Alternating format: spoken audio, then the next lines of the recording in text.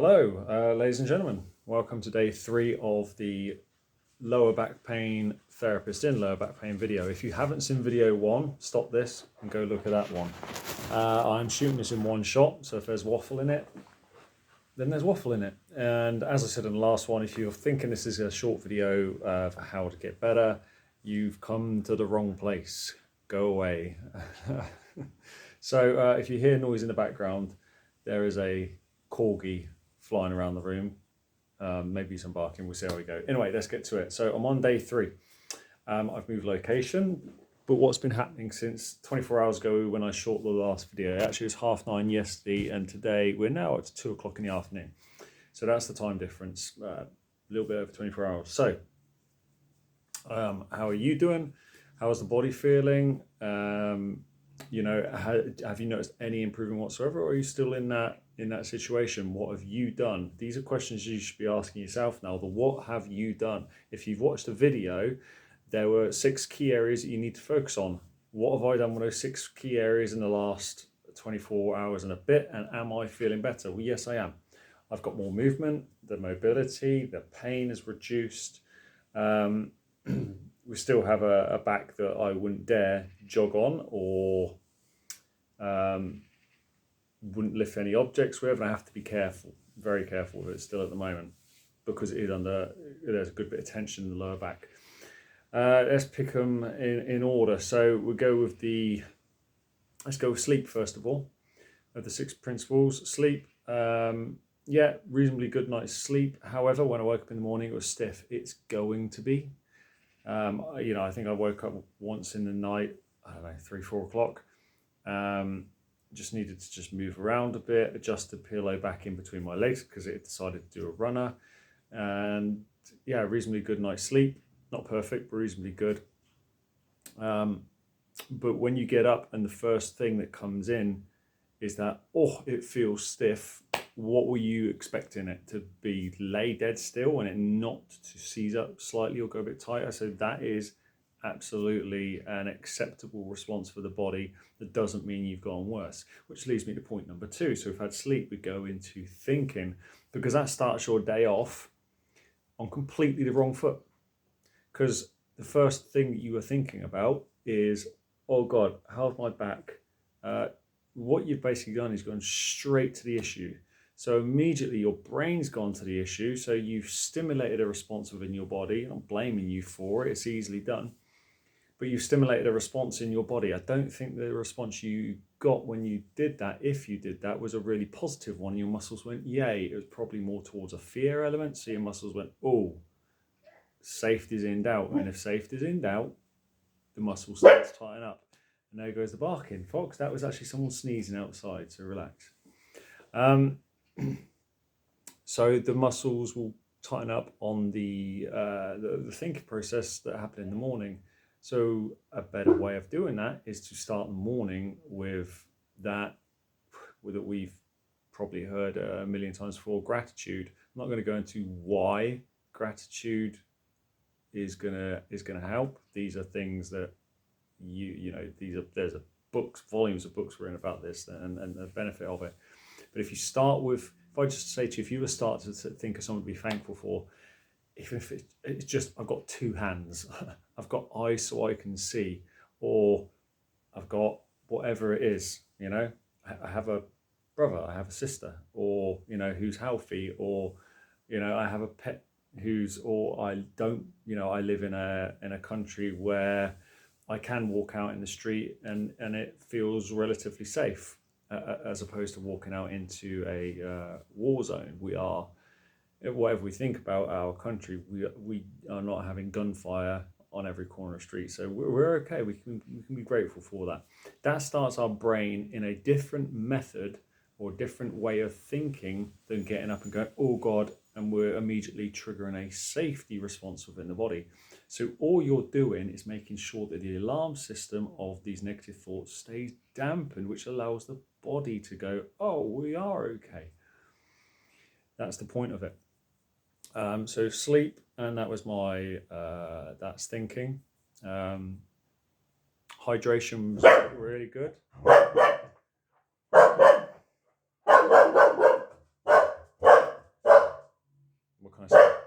corgi. Fox, come here.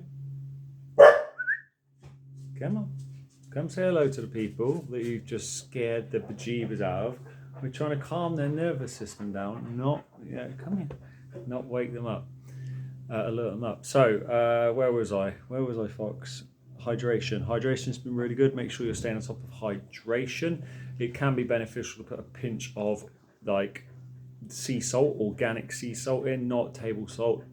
In fact, if you're having crappy table salt, sodium chloride, just do yourself a favour, throw it in the bin. It's no good for you, and get some organic sea salt. But you can put a pinch of that in the water. It just helps with minerals within the water. And if you put a pinch, you won't even taste it. If anything, it makes the water taste cleaner. But don't take my word for it. Give it a twirl. So hydration, have you been hydrating? So remember, if you can't see through the glass, it's food. That's the rule. Cup of tea is food. No, it's got water in it. I know, we're calling it food. If you can't see through it and it's not water, it's something else. Particularly if your tea has got caffeine in it. Caffeine is not your friend at the moment. Alcohol clearly is not your friend. If you have been drinking alcohol, which is basically liquid sugar, in a way, you do I say it's almost like tough love. Don't complain about a bad back if you're drinking alcohol and having sugar that are going to impact your body. God, I sound like a teacher there. It's just you want to get out of this situation. We address people who have had a bad back, and if you've had this bad back more than once, then you've probably got a multi-layered issue. It's not just because I picked up this off the floor.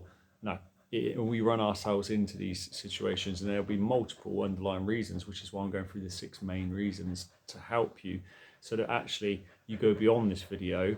And as I said in the last one, you don't just revert back to your old behaviors because they clearly haven't helped.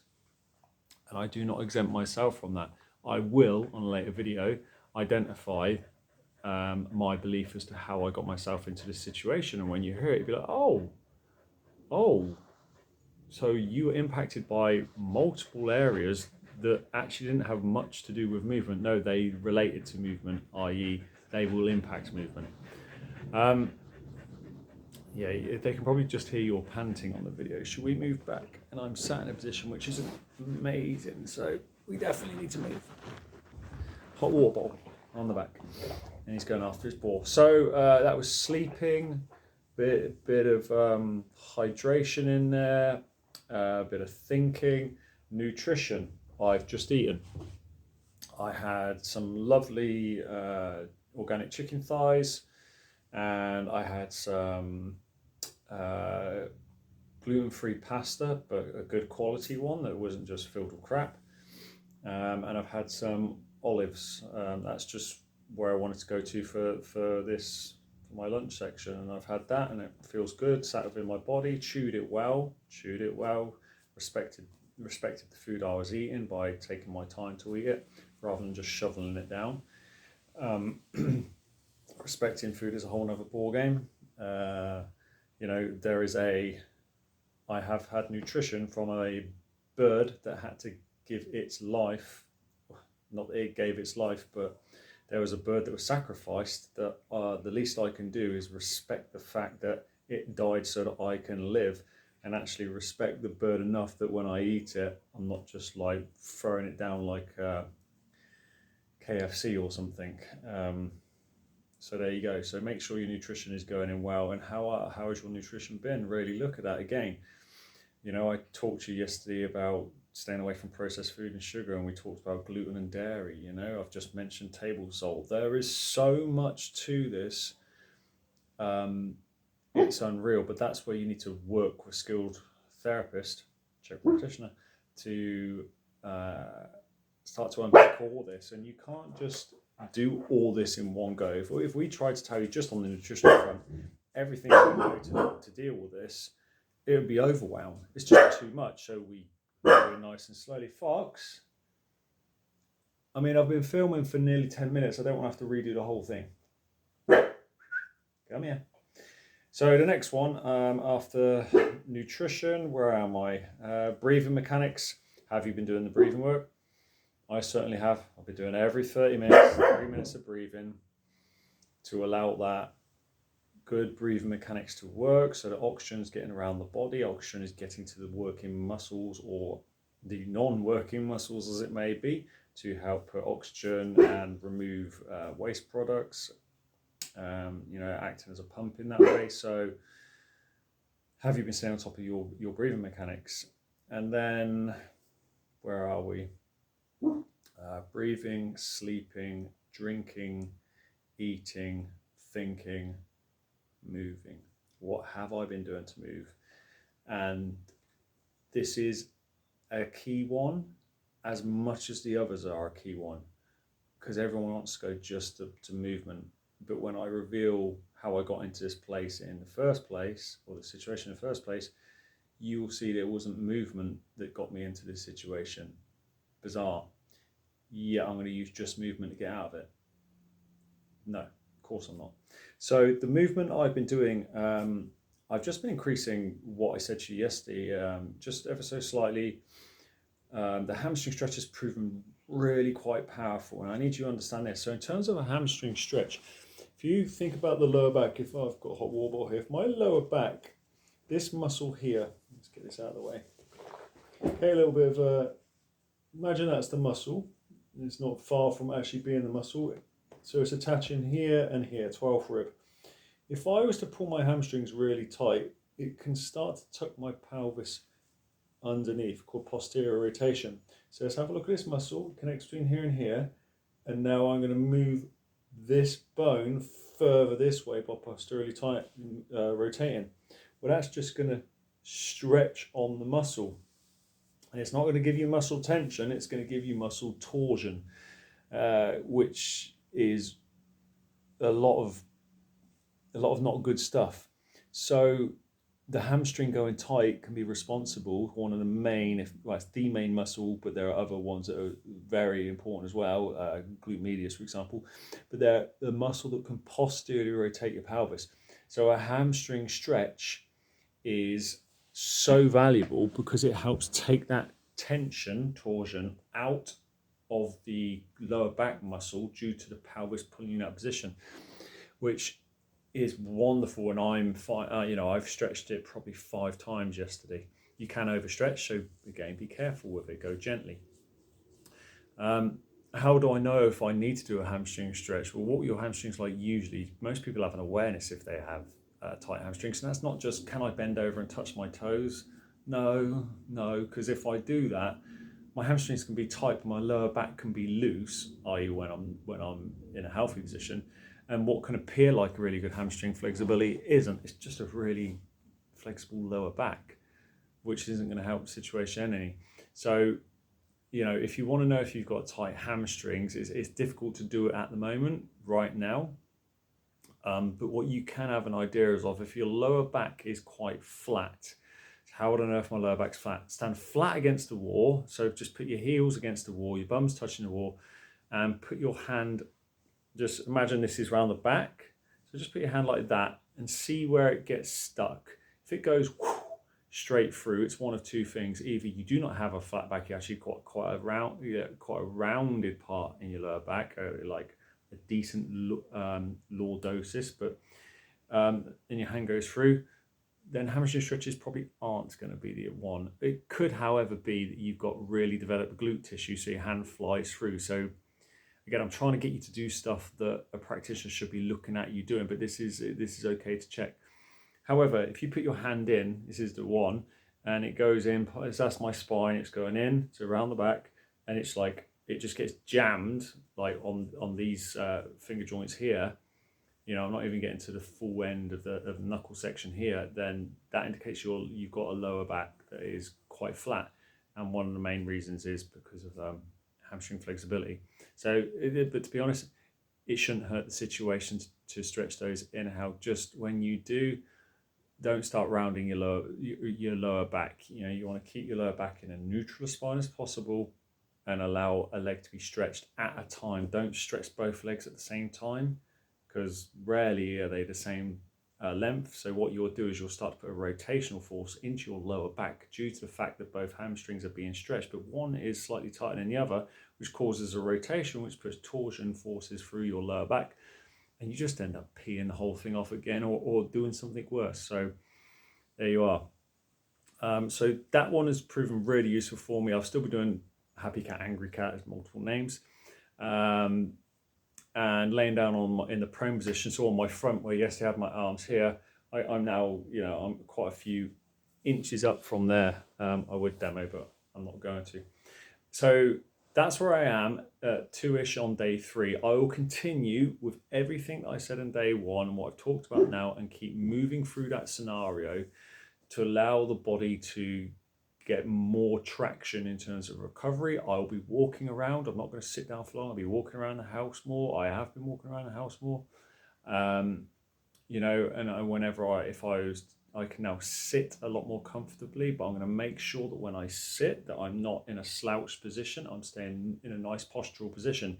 If sitting in a nice postural position aggravates it, then I am laying down, and position of comfort, on my back, on my side, whatever it is, because the muscle's still taking a minute to release. So again, you have 6 huge key areas to start working on. And not to keep banging on about it, but this is the summary right now, so please listen to this.